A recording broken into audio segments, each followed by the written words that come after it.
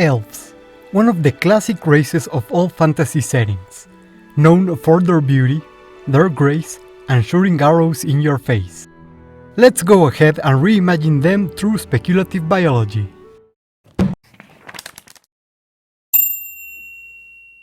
Hello everyone, and welcome to the Speculative Wildlife Research Center. You saw the intro. Today we are taking a look at elves, trying to see how all their physical, cultural, and more supernatural characteristics fit into a real living organism.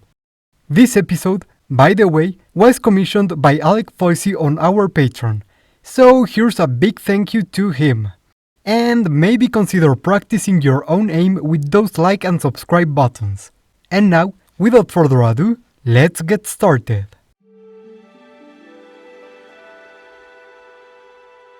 Ages ago, the ancestors of humanity walked a road that would lead them towards advancement and culture, the road of sapiency. Once there, we found out there were others who had walked the same road, like our close allies the dwarves. However, there are beings in the world that began their own path long before we did, and who built cities long before we ever learned to put stone on stone. One of these races is that of the elves, large carnivorans most closely related to vivarids. This predatory ancestry is still observable in many of their physical features, including their long, pointed ears and keen forward-facing eyes, which allowed their ancestors to easily detect prey. The striking fur patterns of elves vary between populations, mostly consisting of tan and light patches with some degree of striping and mottling. While the artificial environment modern elves live in gives little reason for adaptational phenotypes, some isolated populations inhabiting dark and dense forests are known to have much darker fur. Nonetheless, all elves present much lighter fur in their faces and hands, which is useful for non-verbal communication, and is particularly believed to have evolved as they began hunting as a group. Their fur is groomed often, and considered to be extremely beautiful by other sapient species. Human beings in particular have long considered their fur and slender forms to be very beautiful, having often used elven beauty as a point of comparison in poetry and literature. Elves descend from much smaller ancestors, most closely related to the genet, and, while not yet sapient, they were still very smart, curious, and playful. The arboreal habitat of these ancestors gave them a great sense of balance, as well as strong, flexible, and highly mobile limbs, as well as facultative bipedalism, all of which would help turn their hands into dexterous manipulator organs as they grew in size. Also resulting from their small, tree-dwelling ancestry, elves developed unihemispheric sleep, that is, a phenomenon where only one of the brain hemispheres enters deep sleep at a time, while the other is in a much lighter sleep, a phenomenon observed in many animals, such as dolphins. This allowed elf ancestors to more quickly respond to potential threats, including predators or the ever-present possibility of falling down from the trees as they slept, a possibility that increased as they grew larger. In modern times, this unihemispheric sleep is taken advantage of by the elves to meditate while they sleep. Most notable among their other adaptations is their intelligence, which developed as a result of their predatory nature, requiring them to constantly adapt their hunting strategy and their complex social structure.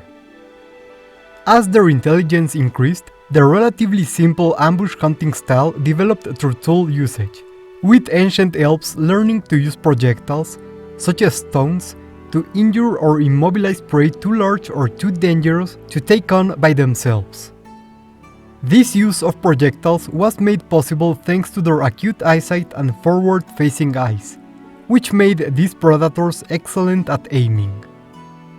As their manual dexterity increased over time, these simple weapons evolved into complex wooden tools used to launch darts with incredible force and accuracy.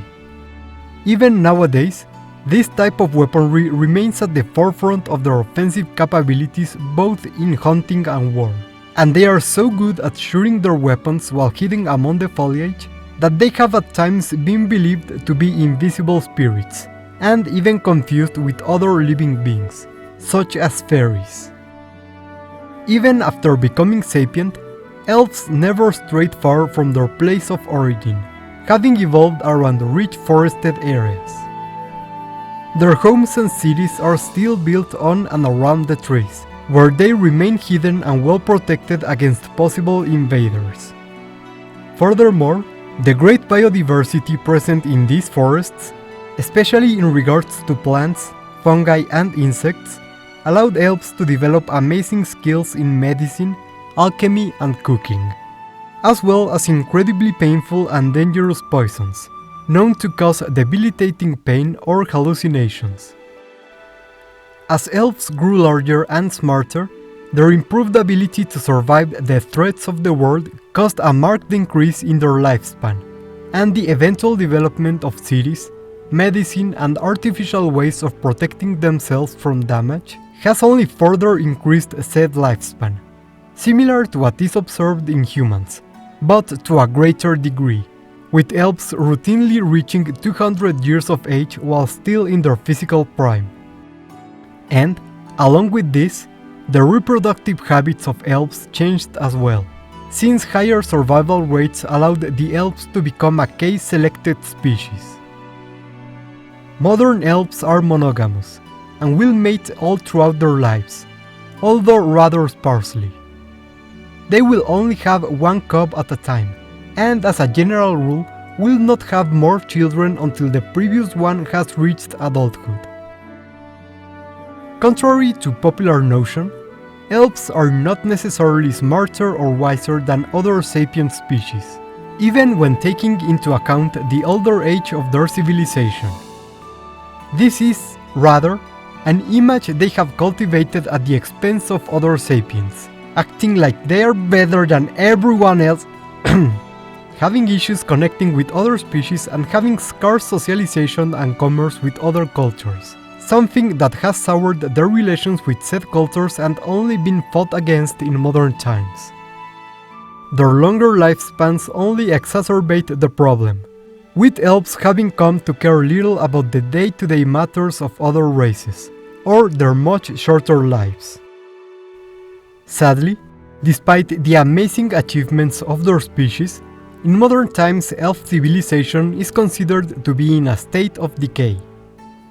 The evolution of elves, and of their society, happened at an earlier time than human and dwarf societies.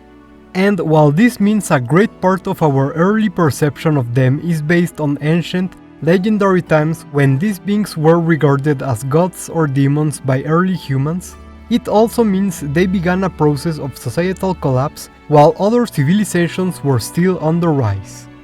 Now, the times of the glorious statues and temples of this civilization are long past, and while many settlements still thrive and hold certain political and military power, they pale compared to the ancient city-states of the elves in their peak, with their culture and art being noticeably stagnant.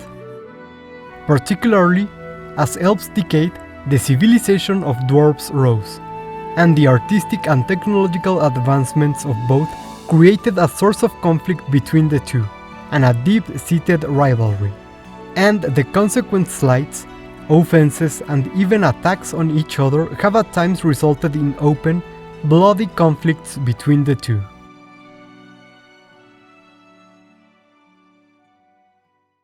And that's it for Speculative Biology Look into Elves.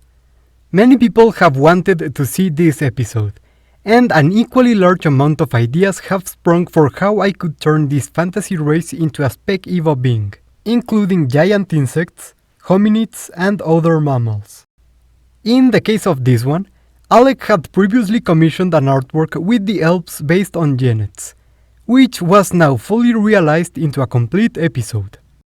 Yes, I know many people wanted to see elves as being closely related to humans, but the end result of that would scarcely be different from seeing Orlando Bloom wearing a wig. Look, here you have one of those. But back on track, design-wise I didn't want to mess the general anatomy of its biological model too much, mostly adapting its limbs for bipedal locomotion and manipulation, as well as arranging its facial features and fur patterns to give it a somewhat humanoid look. And their weaponry was made in a way that resembled a classic bow, but accounting for a different range of movement and hand arrangement from our own. One of the main challenges with this one was the fact that there are two main flavors of elf out there: myth and folklore elves, which have a ton in common with fairies, and Tolkien-esque elves, the more modern and more popular type. Due to that, I decided to make this much more closely resemble the modern version, with the earlier characteristics being kept more subtle in order to allow a future episode on fairies to stand better on its own. So I really hope you enjoyed this episode, and here's a thank you to everyone who wanted to see this episode, which, as mentioned, was quite the popular suggestion. Of course, big thanks too to our patrons and channel members for their support, and once again, to Alec Foisey for commissioning this episode. Remember, you too can join in if you want to support our channel, and you get some nice bonuses too, like seeing all of our creatures and videos ahead of time, helping mold them into shape, or even commission your own episode.